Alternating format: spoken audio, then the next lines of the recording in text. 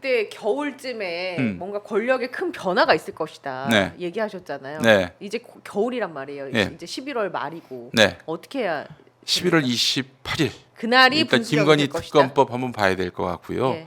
그리고 그로 인해서 만약에 통과가 된다. 전 통과될 확률이 대단히 높다고 보는 편인데 이 국면에서는 이제 권력이 그 철옹성 같은 권력이 허물어질 것이다. 와르르 무너질 와르르 것이다. 무너질 거라고 봅니다. 지금 뭐 조금도 변할 기색도 없고 쫄아 있는 것 같지도 않아 보이는 권력이지만은 지금 용산 상황을 보니까 아 이건 뭐 완전히 다 허물어졌구나. 지금 부실공사가 끝내 기반부터 좀 흔들리고 있구나.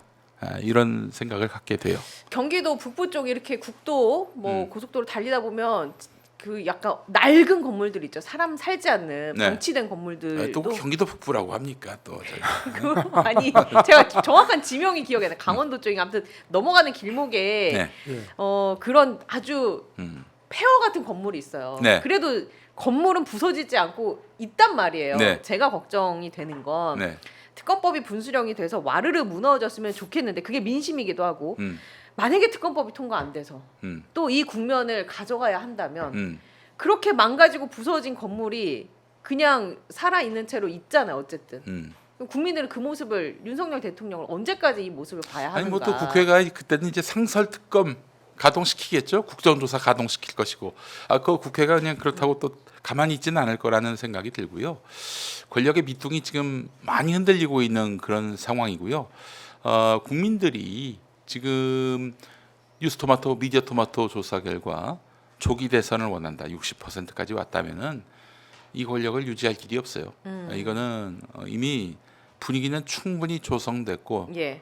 유증기 가득한 방에서 누가 라이터를 켰느냐의 그 문제까지 왔다 이렇게 보시면 될 것 같아요. 그러니까 뭐 이번에 28일에 좌절될 가능성은 그리 높지 않지만 또 좌절된다 하더라도 카드는 많다 이렇게 보시면 되겠습니다. 예. 네.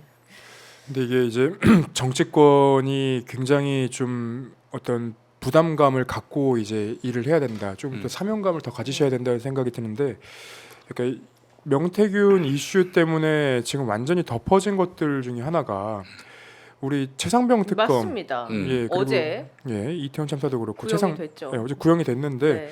결국은 대통령의 경로가 이 음. 법 위에 있다는 것을 증명하듯이 마치 증명하듯이 그 군검찰이 이 박정훈 대령에게 징역 3년을 구형을 했단 말이에요. 이게 법정 최고형을 구형을 한 건데 이거는 실상 그런 그러니까 수사 결과물들을 봤으면 수사 자료들을 봤으면 박정훈 대령에게 이렇게 징역 3년을 구형하기는 굉장히 어려운 상황이었을 거로 저는 생각이 들어요. 근데 이렇게까지 해야 된다는 건 결국은 윤 대통령의 심기 보전을 위해서 그렇게 한 것 아닌가라는 생각이 들고 마찬가지로 제가 이 말씀 드리는 건 결국 그 우리 최상병이 그렇게 사망을 하게 된 진실이 무엇이었는지 왜 진상을 명확하게 밝혀달라고 했는데 이렇게 정치적 논쟁으로 가는 건지 그리고 이태원 참사도 마찬가지거든요. 그리고 세월호 사건도 마찬가지였고요. 이게 매 주기가 돌아와요. 그러면 이게 빨리 책임자들이 처벌을 받고 그리고 이 제대로 된 사과가 나왔으면 매 주기 온 국민이 이렇게 슬픔을 다시 한 번씩 느낄 필요가 그러니까 물론 당연히 슬픈 일이지만 이렇게 아무것도 해결되지 않았다는 이런 무력감에 빠질 이유가 없는데 네.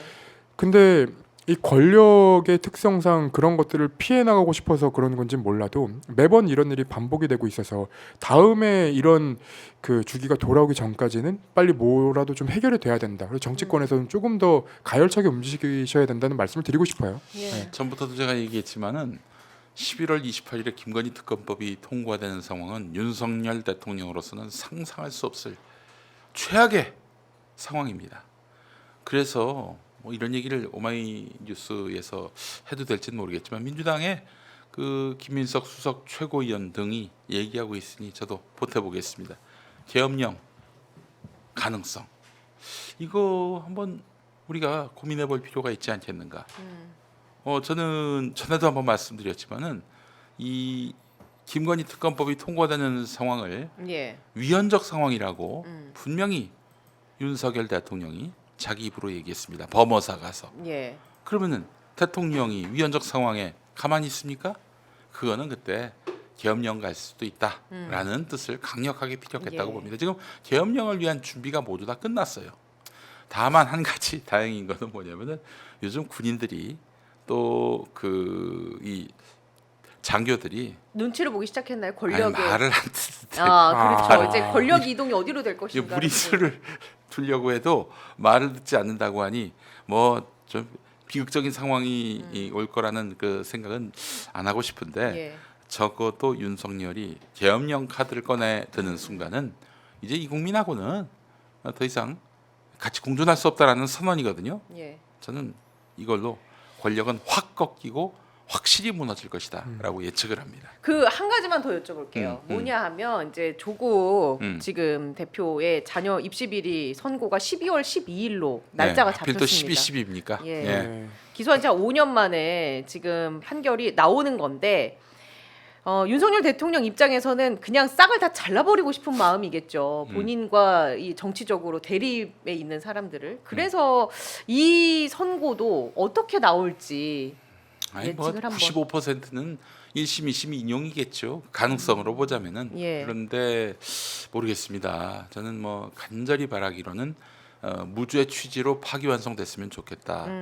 근데 우리가 사법부에게 상식과 법리를 예. 기대하기 참으로 어려운 현실에 그러니까요. 있는 것 아니겠습니까?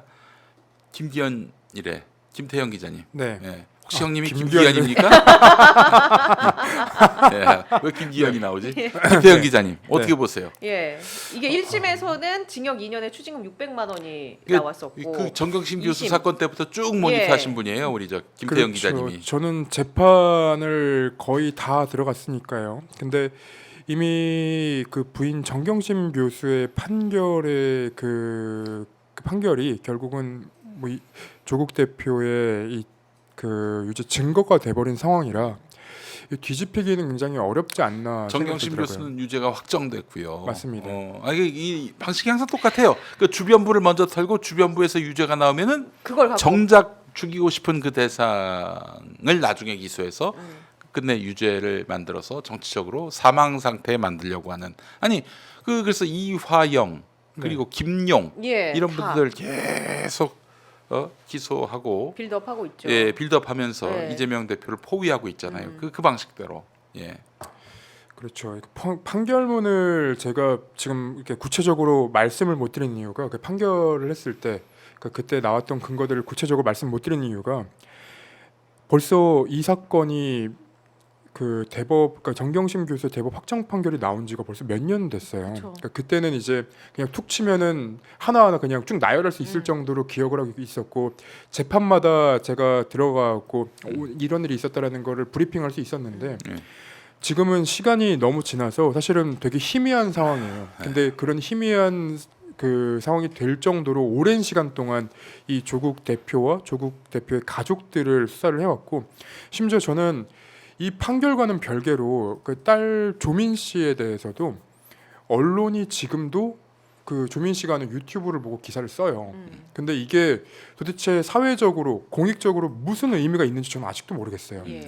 욕하라고 하는 거지. 그렇죠. 예. 사실 이 댓글에 막 글을 많이 달면은 조회수도 올라가잖아요. 예. 사실 옛날에 그 이 조국 사태라고 명명이 됐던 그 시기에 저희가 우스갯소리로 어떤 것까지 얘기를 했었냐면 그 딸 조민 씨가 이제 부산대에 다녔었잖아요. 근데 저희가 의전원. 의전원 부산대 의전원 다녔었는데 그때 이제 검찰의 브리핑이나 이런 것들을 모아놓으면 그냥 공소장이에요. 예. 여러 기자들이 썼던 기사들을 쭉 모아가지고 그날 이제 이걸 짜맞춰 보면 공소장이 되거든요.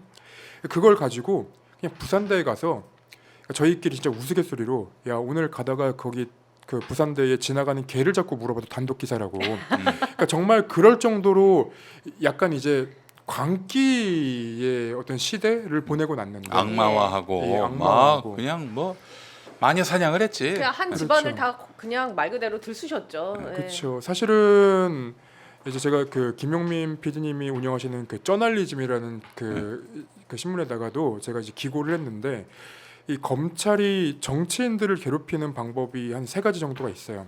하나는 그냥 악마 극장식 수사를 하는 거고요. 하나는 이제 주변 털기를 하는 거고요. 그리고 제가 또 하나를 뭐라고 썼는지 갑자기 기억이 안 나는데 어찌됐든 이 사회적으로 이미 유죄 판결을 받게 만들어 놓고 시작이 돼요. 그러면 이분들은 주변 사람들과의 관계도 단절이 되고요. 단절이 되지. 그렇죠. 네. 네. 그리고 본인들이 세상에 나와서 다시 살아갈 수 있을까에 대한 되게 두려움도 있어요. 예. 그러니까 제가 한참 이제 취재했던 변호사분이 한 분이 계신데 그 변호사님이 어느 날 어떤 사건으로 이제 검찰 조사를 받게 돼요. 그러니까 여태까지는 변호사의 입장으로 의뢰인을 변호하다가 본인이 조사를 받아 보니까 제가 이제 궁금한 거예요. 변호사님 죄송한데 혹시 지금 조사받고 나니까 기분이 좀 어떠세요? 하고 따라가서 물어봤거든요. 네. 근데 내가 세상에서 없어지는 기분이라고. 그러니까 검찰이 내 인생의 모든 것을 부정하는데 거기에 내가 반박을 해봐야 아무런 의미가 없었다. 그리고 자기에 대한 기사가 거기서 바로 나오거든요. 그러면 이 생을 포기하는 분들도 계신 거예요. 극단적인 선택을 하는 분들의 기사도 왕왕 나오잖아요. 검찰 그렇죠. 조사 받다가. 그래서 사실 조국 대표의 사례가 사실은 대표적인 거고 그 뒤에 뭐 추미애 의원에 예. 대한 것도 그 법무부 장관이었을 때 그리고 이재명 대표에 대한 것도 사실은 너무나도 좀 불합리하고 그 뭘 상식한 일들이 많이 벌어졌었는데 이게 너무나도 그냥 관행처럼 굳어지고 언론도 이 유죄 판결이 나오고 나면 면죄부를 받는 상황이 예. 반복이 돼서 이런 부분은 한 번쯤은 또 짚고 넘어가야 된다는 생각이 듭니다. 대법원이 이제 다음 달 12월 12일에 오전 11시 45분입니다. 조국 대표에 대한 상고심 선고를 하는데 혐의는 업무방해, 직권남용, 청탁금지법 위반으로 기소가 된 이 사건과 관련해서 판결을 내리는데 노정희 대법관, 이흥구 대법관, 오석준 대법관, 엄상필 대법관으로 구성이 되어 있고요. 엄상필 대법관이 그 정경심 교수 유죄 줬던 분입니다. 원래. 그분이 들어가 있군요. 또. 네.